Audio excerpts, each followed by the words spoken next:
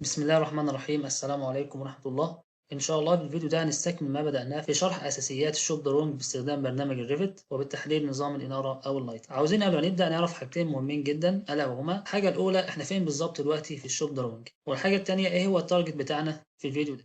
بالنسبة للحاجة الأولى، إحنا عارفين طبعا الشوب دروينج هو عبارة عن 7 خطوات فقط لا غير. أنا في الفيديو ده والفيديو اللي فات إحنا في أول 3 خطوات اللي إحنا بنضيف سيلينج بوكس للكشافات اللي عندي، وبعدين بربط بينهم باستخدام الكوندويت، وبعدين بوصل بينهم لحد ايه، لحد اللوحه. وعرفنا الاساسيات بتاعت الخطوات دي على كده اوضه صغيره في الفيديو اللي فات، فيا ريت قبل ما تسمع الفيديو ده تكون شفت الفيديو الاول وفهمه كويس. عاوزين بقى نبدا نطبق الخطوات دي على مشروع كبير ونشوف هتبقى عامله ازاي. طيب تمام، عاوزين بقى نعرف التارجت بتاعنا في الفيديو ده هيكون ايه. عارفين عشان نمشي الكوندويت عندنا اكتر من حاله. الحاله الاولى ان الكوندويت دي تكون امبيدد في السقف او مدفونه في الخرسانه لو لسه المشروع بتاعنا هيتعمل، او ممكن تكون اباف فولس سيلينج تمام فوق السقف السايت، ودي اللي هنستخدمها ان شاء الله في المشروع ده. وان يكن كنا هنعمل اي واحده فهي نفس الفكره، مجرد بس تعرف واحده فيهم هتفهم الباقي كله ان شاء الله. فخلاص زي ما احنا قلنا نعتبر ان المشروع بتاعنا موجود، وهنبدا نطلع من لوح الكهرباء اللي عندنا دي ونمشيها فين السقف، ونبدا ننزل بفليكسبل بايب زي ما يكون في الموقع بالظبط على الكشافات بتاعتنا. فمش نطول اكتر من كده، ويلا نشوف هنعمل كده ازاي. فنبدا على بركه الله.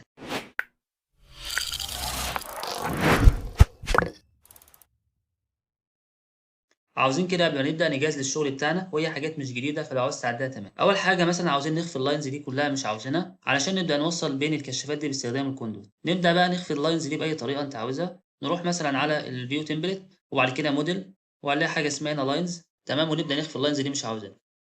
اوكي اوكي تمام.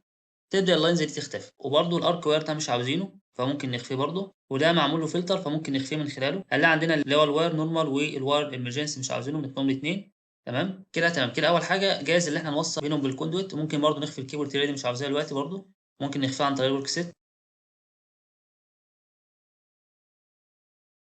وكده خلصنا اول حاجه عندنا. تاني حاجه نبدا نكريت ورك سيت للكوندويت بتاعتنا، فاروح على كولبريت وبعد كده نضغط ورك سيت ونبدا نعمل نيو ونسميها كوندويت نورمال. تمام. نبدأ بقى نعطي الكوندويت دي فلتر مثلا بالورك سيت دي تظهر باللون اللي انا عاوزه. نروح على الفلترز وبعد كده نبدأ احنا نعمل edit new. تمام. ونكريت فلتر مثلا نسميه كوندويت نورمال برضو. تمام. ونضيفها للكوندويت والكوندويت فيتنج الاثنين مع بعض، ونعملها هنا بالورك سيت. تمام ايكوالز كوندويت نورمال. نبدأ بقى نضيفها هنا اللي عندنا كوندويت نورمال. اوكي. نبدأ نعطي لها مثلا اللون اللي هو ده. اوكي كده وعملنا كوندويت تظهر معانا باللون اللي احنا عاوزينه. فلو دلوقتي عاوزين نرسم كوندويت نروح على سيستم وبعد كده الكتريكال، وقال عندنا حاجه اسمها كوندويت. تمام نضغط عليها ونبدا نرسم كوندويت كده. هنلاقيها ظاهره بشكل خط، فلو عاوزين نظهر تفاصيلها بشكل اكتر نروح على الديتيل ليفل هنا ونغيره نخليه فاين. هنا مش متاكتفه، نروح من جوه الفي كومبليت نعملها، نشيل تشيك من هنا وهنا عشان نبدا نغيرها من بره عادي. تمام اوكي. ونغيرها هنا نعملها فاين. هاجي ابص الاقيها ظهرت معايا بالشكل اللي انا عاوزه. تمام. فنيجي نضغط على الكوندويت دي كده. تمام. هنيجي نبص نلاقي السايز بتاعها 21.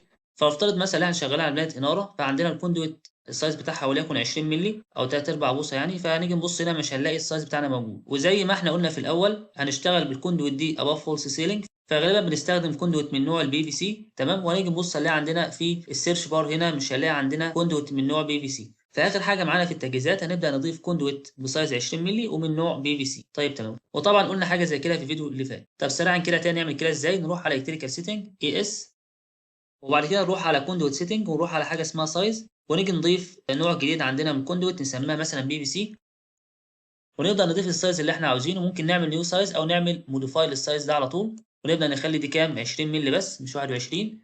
تمام. ونبدا نغير الارقام دي زي ما احنا عاوزين. تمام تمام. غيرنا الارقام زي ما احنا عاوزين وبعد كده نضغط اوكي. تمام. وبعد كده اوكي. دلوقتي نبدا نضغط على الكوندويت ونروح نجيب البي في سي. تمام. هنلاقيه برده مش موجود لان لسه في خطوه مهمه جدا، ده اللي احنا لازم نروح على ايديت تايب، وبعد كده نبدا احنا نعمل دوبليكيت ونسميه بالنوع الجديد بتاعنا اللي هو البي في سي. نضغط اوكي ونبدا نغير الستاندرد ده لبي في سي، واي حاجه هنا نغيرها لبي في سي. كده طبعا كله بي في سي. خلاص نضغط ايه اوكي. اجي ابص الاقي عندنا النوع البي في سي ظهر معانا، والاقي السايز بتاعي كام 20 مللي برده ظهر معانا. يبقى كده عندنا كوندويت من نوع البي في سي والسايز بتاعنا كام 20 مللي. نبدا بقى عندنا في اول خطوه من خطوات الشوب دروينج. نبدا بقى اول حاجه نضيف الجنكشن بوكس لكل الكشافات اللي عندي. تمام. فنروح على سيستم وبعد كده الكتريكال، والاقي عندنا حاجه اسمها كوندويت فيتنج نضغط عليها. تمام، هنلاقي ظهرت معانا الجنكشن بوكس بالطريقه دي كده. لو ما ظهرتش معاك هتبدا تضغط على السيرش بار هنا، تمام، وتنزل لحد ما تلاقي جنكشن بوكس. نبدا بقى نضيفها لكل الكشافات اللي عندي، تمام، نضغط عليها هنا ونبدا نضيفها ايه في سنتر الكشاف كده، تمام، ونروح نشوفها في 3 دي ونتاكد انها نازله في مكانها المظبوط. هي دي تمام. هنيجي نبص عندنا نلاقيها نازله فين، في مكان مظبوط فوق الكشاف، تمام. فهي ممكن تظهر معاك تحت فتبدا تطلعها كده فوق الكشاف، وعرفنا نعمل كده ازاي الفيديو اللي فات، تمام. نبدا بقى ناخدها كوبي لباقي الكشافات.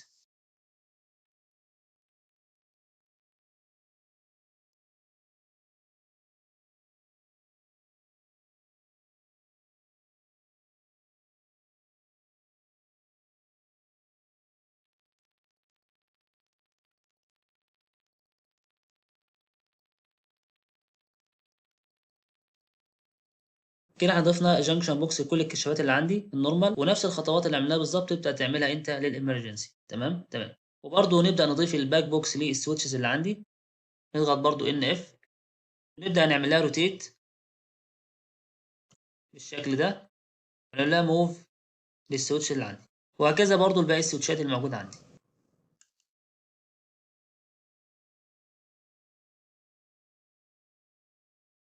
نبدا بقى نشوف الشكل في 3 دي بعد ما ضفنا كل جنكشن بوكس والباك بوكس. الشكل في 3 دي عامل كده. عندنا الكشافات اللي عندي الجنكشن بوكس موجوده في مكانها المظبوط، تمام. طبعا ده اللي هو السقف السايد، وعندنا برضو السويشز نفس الكلام، الباك بوكس ايه موجود وراها بالشكل ده. طبعا الكشافات ظاهره هنا باللون ده عشان عملنا كده فلتر. تضغط في وبعد كده نروح على فلتر ونعمل الكشافات والكوندويت باللون اللي احنا عاوزينه. نبدا بقى نوصل بين الكشافات دي باستخدام الكوندويت. هنعمل مثلا الاوضه ديت، تمام. عاوزين نشوف اللينيا عباره عن ايه، نقف على الكشاف نضغط تاب، هنيجي نبص على عندي عامل اوضتين دي على لينيا واحده، فنبدا نوصل بينهم باستخدام الكوندويت. لو الديزاين معمول كويس ممكن انت تجيب اللاينز تاني وتبدا تشتغل عليه، تمام. تحاول طبعا تقلل البندنج على قد ما تقدر. نبدا بقى نوصل بين الكشافات دي باستخدام الكوندويت. نضغط بقى سي ان ونجيب النوع بتاعنا اللي هو البي في سي، ونجيب السايز بتاعنا اللي هو كام 20، ونبدا نوصل بين الكشافات. نقف على الكونكتور ده كده ونبدا ايه ننزل يتوصل معانا. او ممكن حاجه تانية زي ما احنا قلنا، بنعمل سيلكت على جنكشن بوكس ونعمل هنا في الكونكتور ده كليك يمين ودرو كوندويت، هيبدا برضو يعطينا الكوندويت، بس برضو نتاكد ان السايز بتاعنا 20. نبدا برضو نوصل للكشاف اللي بعده، وهكذا. الموضوع سهل جدا مفيش اي صعوبه خالص، تمام. الشكل ده ونبدا نوصل عادي.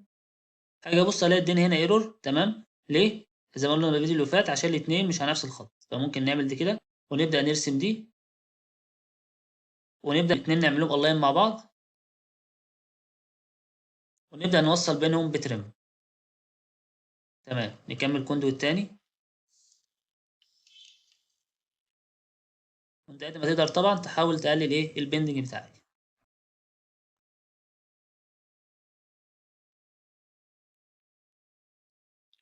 درو كوندويت.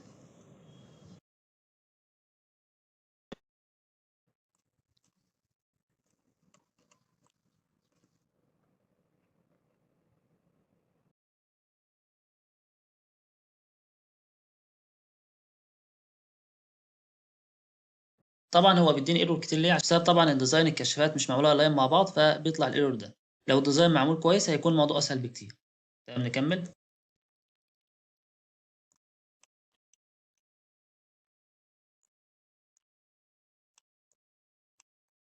كده احنا وصلنا بين الكشافات وتمام. نبدا بقى نشوف شكلها كده في ال 3 دي عامل ازاي. ده شكلها في ال 3 دي، تمام. الكوندويت هي رابطه بين الكشافات وبعضها، تمام، وبشكل كويس جدا. تبدا انت بقى تكمل لباقي الدور كده، وهكذا برضو الامرجنسي. طيب احنا كده خلصنا؟ طبعا لسه ما خلصناش. اللي جاي بقى هو المهم. عاوزين بس قبل ما نبدا في اللي جاي ننزل برضو من الجنكشن بوكس ده للسويتش، تمام، عشان يبقى عملنا كل حاجه، وشرحنا بنعمل كده ازاي بالتفصيل في الفيديو اللي فات. بكل سهوله هنيجي هنا اهوت، نعمل درو كوندويت، السايز بتاعنا 20، وننزل ونيجي بالسويتش بتاعنا، نعمل رايزر هنا كده، ونعمل الاثنين الاين مع بعض، ونعمل لهم ترم مع بعض. لو جينا بقى نشوف الشكل في 3 دي هنلاقي شكلها عامل كده بكل سهوله. نزلنا هنا بجنكشن بوكس المفتاح، والباقي برضو نفس الفكره، تمام. ندخل بقى في الجزئيه اللي بعد كده المهمه جدا، ركز بقى معايا. احنا طبعا قلنا ان الكشافات دي متوزعه على ايه؟ متوزعه على السقف السايد او الفولس سيلينج، تمام. فهل شكلها بيكون كده في الموقع؟ طبعا لا، ما بمشيش كده بالكوندويت فوق الكشافات كده وهي في سقف السايد. ده انا بعمل ايه؟ انا بطلع من اللوحه بتاعتي وامشي على السقف اللي هو السقف الخرساني العادي، وانزل بفليكسبل بايب على الكشافات اللي عندي دي. احنا برضو ممكن نجيب صوره كده نشوفها، اللي هو كده بالشكل ده. بمشي انا بالكوندو بتاعتي على السقف وانزل كده بفليكسبل بايب لحد ايه، لحد السقف الصاج. تمام. برضو فوق السقف الصاج بيكون كده، وبننزل بفليكسبل بايب تحت دي الكشافات، وهكذا برضو هنا. تمام. فبرضو لو عايزين نتخيل الموضوع اكتر، ممكن نجيب هنا كوردينيشن. طبعا ده السقف الحقيقي بتاعنا، ودي الفولس سيلينج. ممكن عشان الكشافات توضح اكتر نيجي هنا، وبعدين نعمل جرافيك ديسبلاي دي، ونخلي دي مثلا 1، ونعمل اوكي. تمام. اجي ابص الاقي عندي ده السقف الحقيقي، وتحت هنا ايه، السقف السايد بتاعي. احنا بقى عاوزين نعمل ايه، عاوزين بقى ننقل الكوندويت دي بالجنكشن بوكس نحطها فوق هنا. تمام. هنعمل كده ازاي؟ في اكتر من حل. الحل الاسهل اللي انا شفته، بنعمل ايه، بنعمل سيلكت كده لكل الكوندويت اللي عندي. تمام. نيجي هنا كده، ونعمل سيلكت لكل الكوندويت اللي عندي، نعملها فلتر، نعمل تشيك نون، ونختار الكوندويت والكوندويت فيتنج، ونعمل ايه، اوكي. واجي هنا في الفرونت. تمام. اجيب المبنى بالطريقه دي كده، واقوم جايب موف، اضغط موف. تمام. وابدا بعد كده سيلكت علامه فوق هنا كده. تمام. وبعدين اطلع لحد ايه، لحد السقف بتاعي. اجي ابص الاقيهم ايه، نزلوا على السقف الحقيقي بالظبط. تمام. تمام. او ممكن نعمل امر اونلاين، او اي امر انت ممكن تشوفه سهل. نبدا بقى نشوف شكلها كده في 3 دي. بعد ما عملنا كده، نيجي نبص الاقي ايه، طلعت في السقف عندي اهو. تمام. تمام. هلاقي كل الجنكشن بوكس والكوندويت طلعت عندي في السقف، والكشافات عندي هنا ما عادش عليها حاجه. وطبعا ده اللي احنا عاوزينه. طيب، الخطوه اللي بعد كده هنعمل ايه، هنبدا بقى ننزل من الجنكشن بوكس دي على الكشافات بفليكسبل بايب. طيب، عشان انزل على الكشافات بفليكسبل بايب لازم برضو يكون عليها جنكشن بوكس تاني. هل معنى كده ان انا ابدا اخد جنكشن بوكس تاني وانزل بقى على الكشافات دي؟ قال لك لا، احنا ممكن نعمل اديت على الفاميلي بتاع الكشافات دي، ونضيف جواها جنكشن بوكس، وتتغير مره واحده للكشافات كلها. تمام. طب نعمل كده ازاي؟ نروح بقى على ال2 دي مثلا، نبدا نضغط على الكشاف ده، ونعمل edit family، ونفتح برضو جانكشن بوكس دي، نعمل لها edit family عشان نضيفها جوه الكشاف. عاوزين بقى نبدأ ننزل بالجانكشن بوكس دي جوه فاميلي الكشاف. طبعا لازم يكون اتنين فاميلي مفتوحين كده جنب بعض. دي فاميلي الكشاف اهيت. تمام. ودي الجانكشن بوكس. هنعمل كده ازاي؟ هنعمل لود انتو بروجكت. تمام. واقول له لا، انا مش عاوزها جوه المشروع بتاعي، انا عاوزها جوه فاميلي الكشاف. تمام. واضغط اوكي. هاجي ابص الاقي جايبه لي كده جوه فاميلي الكشاف. نحاول نحطها ورا الكشاف كده بالظبط. تمام.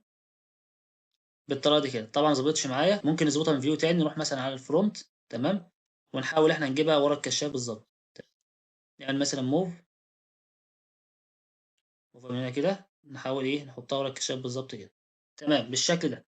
شوفها في فيو تاني، عاوزه مثلا نعملها هنا يمين شويه كده. تمام. شوفها في الفرونت تاني، مظبوطه. 3 دي برضه مظبوطه كده. تمام. كده بقى نعمل لود انت بروجكت. تمام. وبقى نضيفها مرادف المشروع بتاعنا. تمام. ونعمل اوفر رايت، ونروح كده بقى نشوفها في 3 دي، ونيجي نبص هنلاقي عندنا فعلا ضاف الجنكشن بوكس فين، فوق الكشاف بكل سهوله. تمام. يعني كل الكشافات اللي عندي من نفس الفاميلي دي ضاف لها الجنكشن بوكس. تمام جدا. عاوزين بقى اخر حاجه نعملها، هننزل بفليكسبل بايب من الجنكشن بوكس دي لحد الكشاف. هنعمل كده ازاي؟ هقف عليها كده واعمل كليك يمين، هاجي ابص الاقي ما عنديش هنا حاجه اسمها درو فليكسبل بايب. طب نعمل كده ازاي؟ فنبدا ندخل جوه الفاميلي ونضيف ايه، بايب كونكتور. هيسال علينا كتير واحنا شغالين. نعمل كليك يمين.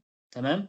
اديت فاميلي، وبعد كده نروح على كرييت، وبعد كده نلاقي عندنا حاجه اسمها بايب كونكتور، نقدر نضيفها بقى للجنكشن بوكس ده، ونحاول برضو نضيفها كل الجوانب كده، بحيث ان احنا نقدر نرسمها من اي مكان. تمام. هنا كده، وهنا برضو كده اهو. تاب اهوت. تمام. وبرضو هنا، برضو هنا. تمام. وبرضو فوق برضو عادي. تمام. وممكن برضو نضيفها تحت، بحيث ان انا اقدر ارسم ايه، البايب من اي مكان. تمام. تمام. طبعا لو جينا نلاحظ، نلاقي عندنا الكونكتور كبير شويه، نحاول بقى نسلكت على كل البايب كونكتور دول عشان نبدا نغير السايز بتاعهم.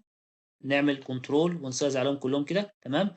ونغير الريدس بتاعهم، نخليه كام، نخليه 20 زي الكوندوت اللي احنا بنستخدمها. تمام كده. تمام. نبدا نعمل ايه، لود اونتو بروجكت برضو في المشروع بتاعنا. اوبن رايت. لو كنا بقى نضغط دلوقتي على جنكشن بوكس دي، ونعمل كليك يمين على اي كونكتور من دول اللي هو المربع ده. تمام. وضغطنا كليك يمين، هنلاقي ظهر عندنا حاجه اسمها درو فليكسبل بار. تمام. نبدا نرسم، وننزل بيها على جنكشن بوكس دي. اجي ابص الاقي عندي الجنكشن بوكس اللي تحت مش عارف اوصله، لان برضو الجنكشن بوكس اللي تحت ده لازم برضو اعمل له بايب كونكتور عشان اقدر اوصله برضو بكل سهوله. تمام. انا ممكن اوصله كده، بس ايه، مش هيبقى احسن حاجه. فهو ان شاء الله الموضوع بسيط برضو. هندخل جوه فاميلي الكشاف، احنا كنا فاتحينها قبل كده. تمام. ونبدا كده نعملها روتيت كده بالشكل ده. نشيل دي مش عاوزينها، نضغط عليها اتش اتش. تمام. نبدا بقى نضيف البايب كونكتور هنا. نفس الكلام برضه هنروح كرييت، وبعد كده حاجه اسمها بايب كونكتور، نبدا برضه ايه نضيفه لكل الجوانب اللي عندنا، بحيث ان انا اقدر ارسم ايه البايب كونكتور من اي مكان. هنا برضه اهوت، وهنا وهنا وهنا برضه، وبرضه هنا. تمام تمام. بعد كده نعمل بقى سيلكت عليهم كلهم اهوت، اهو اهو. تمام. وابدا اغير السايز بتاعهم اخليه برضه كام 20. تمام. لسه برضه عندي اتنين اهمت، خليهم برضه الدايمتر بتاعهم كام 20. تمام جدا كده. انا عملت ايه البايب كونكتور. هنا نعمل ايه لود اونت بروجكت، ونعمل برضه ايه جوه المشروع بتاعنا. ان شاء الله يكون الموضوع سهل وبسيط وكل حاجه تكون واضحه. ونعمل اوفر رايت، ونبدا بقى نروح على 3 دي ونشوف هنرسم فليكسبل بايب ازاي. هنبدا بقى نسلكت على الجنكشن بوكس ده، وهنيجي من اي كونكتور من دول، وليكن مثلا الكونكتور ده، لحد ما يظهر كده باللون الاخضر، واعمل كليك يمين هيظهر لي حاجه اسمها درو فليكسبل بايب. وابدا بنزل بيها على الكشاف تمام لحد ما يعطيني العلامه اللي هي دي، العلامه اللي هي دايره كده جوه علامه اكس، حتى وكاتب بلون ابيض اهو بوينت كونكتور 20 مللي. تمام. ولو انت فاكر فاحنا ضايفين البايب كونكتور في اكتر من مكان، فلو جينا هنا هنلاقي برضو العلامه دي موجوده، وهنا برضو العلامه دي موجوده. تيجي مثلا نضيفها هنا اهوت، نضغط عليها هنا. تمام. وبعدين اضغط كليك يمين كنسل. اجي ابص الاقي رسم لي الفلكسبل بايب بكل سهوله. تمام. ممكن اظبط شكلها شويه واسحبها من هنا كده. تمام. نظبط شكله شويه احسن. شوف بقى الشكل المناسب ليه، ونكمل بقى باقي الكشافات اللي عندي بنفس الطريقه. نقف عليها برضو كده، كليك يمين فليكسبل بايب. ممكن انزل بقى على الكونكتور ده. تمام. كليك يمين كنسل. اجي ابص الاقي عندي عامل لي فليكسبل بايب بالطريقه دي كده. تمام. شوف بقى الشكل المناسب ليك زي ما احنا قلنا برضو. هنا ممكن من غير ما اعمل سيلكت عليها اقف كده عند الجنكشن بوكس دي لحد ما يظهر العلامه اللي هي دي برضو. تمام. وابدا انزل بيها تحت لحد برضو ما يظهر الكونكتور اللي عندي اهيت. تمام. وبعدين ايه اكنسل، يبقى كده ارسم لي فليكسبل بايب، واكمل برضو هكذا الباقي المشروع اللي عندي.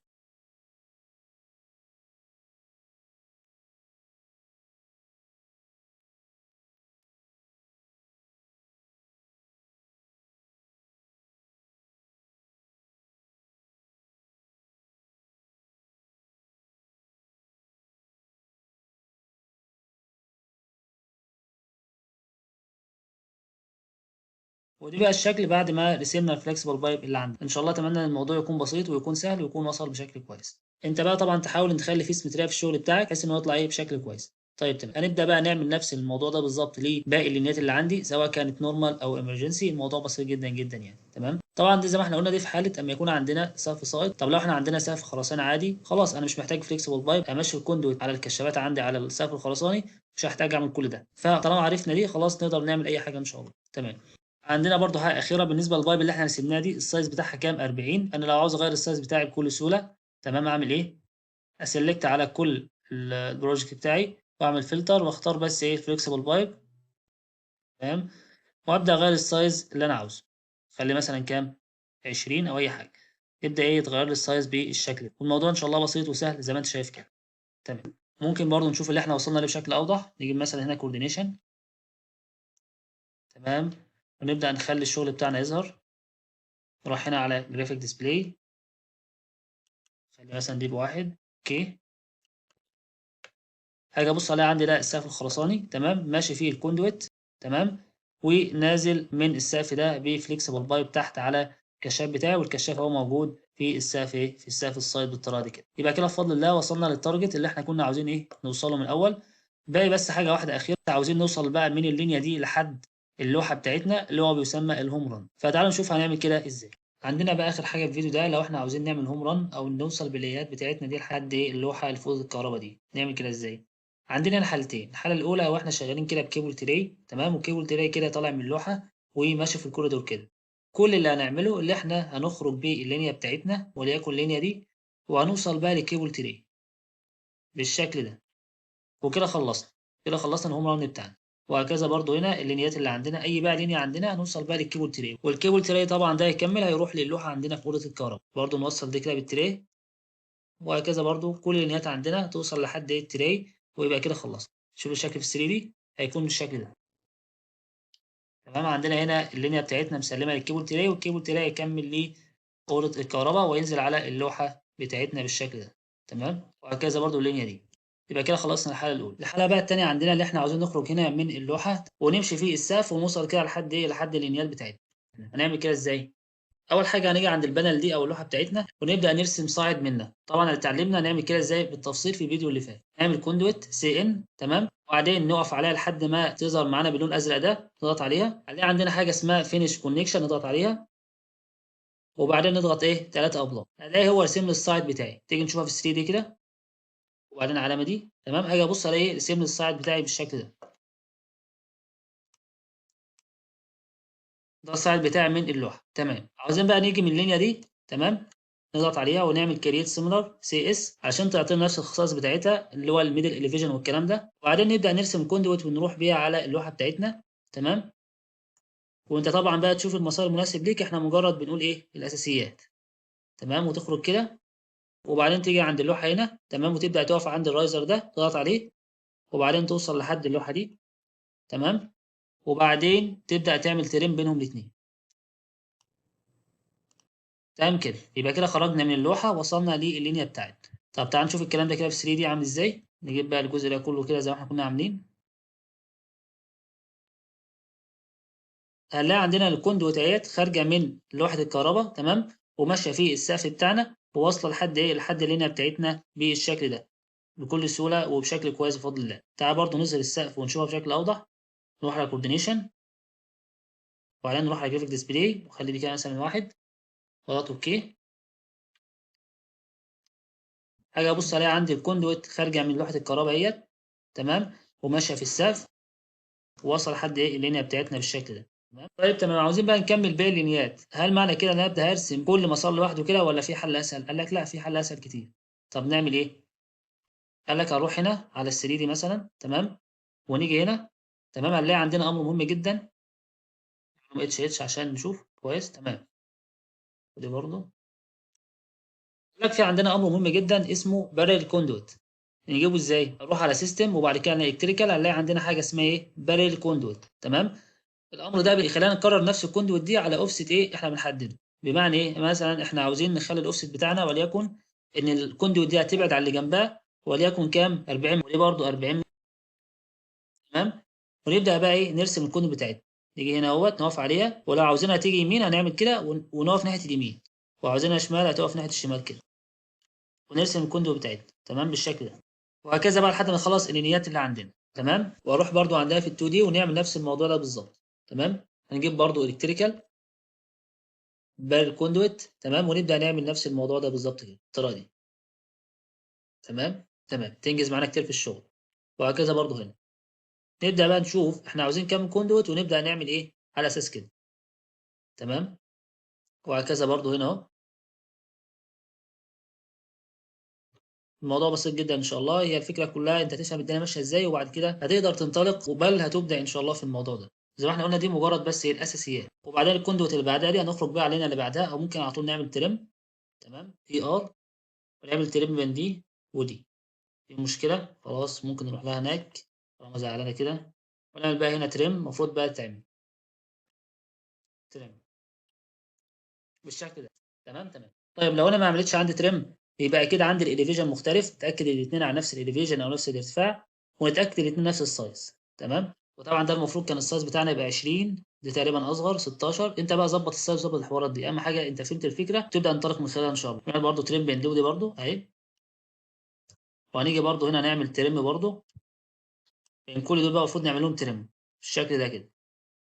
موضوع بسيط جدا. المفروض بقى طبعا نسيب اوفست بمسافه مناسبه. حاجات دي ان شاء الله بقى بسيطه، اهم حاجه الفكره، والباقي بقى التكنيكال، امور التكنيكال بسيطه ان شاء الله، تمام. وهكذا وتخرج بقى من اللي بعدها ديت توصل بقى لحد ايه، لحد اللينه اللي موجوده هنا. تنزل برده من هنا وبعد كده توصل للنيات اللي هنا وهنا وهكذا. تيجي نشوفها في 3 دي هنلاقيها بالشكل ده كده. اه بس هنا مش معمول لها تريم، هنا عند اللوحه مش معمول لها تريم. احنا خلاص مش عاوزين دي. ننزل بدي شويه كده وننزل بدي شويه، ننزل بدي شويه برده، ننزل بدي شويه برده، وننزل بدي شويه، ونبدأ بقى نعمل ترم عادي خالص بين دي وده، بين دي ودي، ترم بين دي ودي، وهكذا.